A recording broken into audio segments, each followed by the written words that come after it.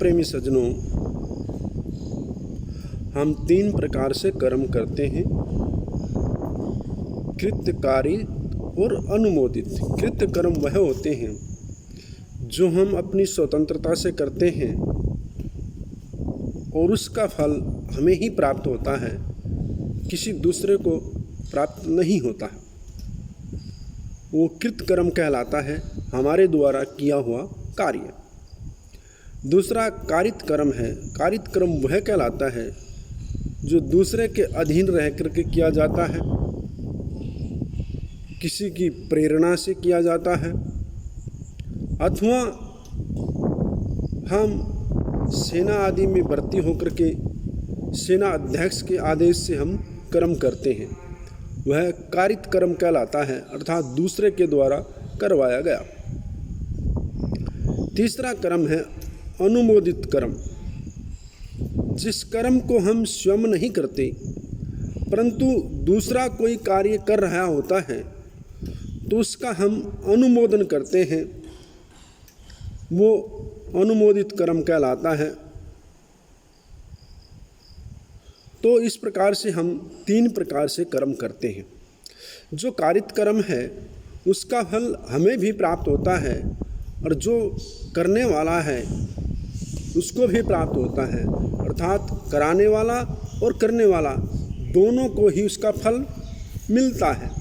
यदि कराने वाला उस कर्म को न्यायपूर्वक कराता है, धर्म पूर्वक कराता है और धर्म पूर्वक उस कर्म को हम करते हैं तो हमको अर्थात करने वाले और कराने वाले दोनों को ही पुण्य प्राप्त होगा। यदि वह पाप कर्म है तो वहाँ पर दोनों को ही पाप कर्म प्राप्त होगा। जैसे सेना विजय को प्राप्त होती है तो जीत तो राजा की होती है पर सेना को भी इनाम मिलता है, उसको भी प्रोत्साहन दिया जाता है, उसकी प्रशंसा की जाती है, उसका भी यश किया जाता है, यशोगान किया जाता है कि इस सेना ने बड़ा ही उत्साह के साथ युद्ध में विजय प्राप्त की। तो इस प्रकार उस करने वाले को भी और जो कराता है उसको भी उसका फल प्राप्त होता है। तीसरा अनुमोदित कर्म है।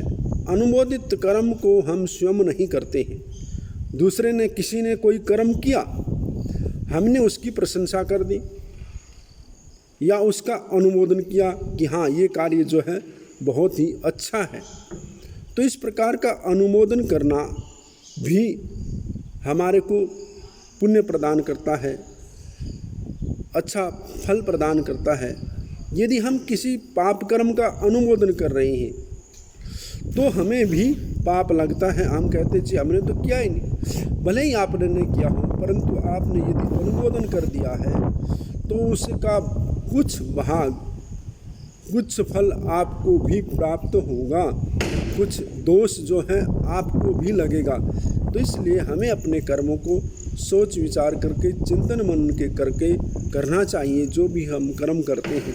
और दूसरा कोई अच्छा कर्म करता है तो उसका हमें अनुमोदन करना चाहिए, और दूसरा यदि कोई पाप कर्म करता है तो भूल करके भी उसके गलत कर्म का अनुमोदन नहीं करना चाहिए, क्योंकि बिना किए ही हम अपने सिर पर पाप ले लेते हैं, अपने आपे पर दोष ले लेते हैं।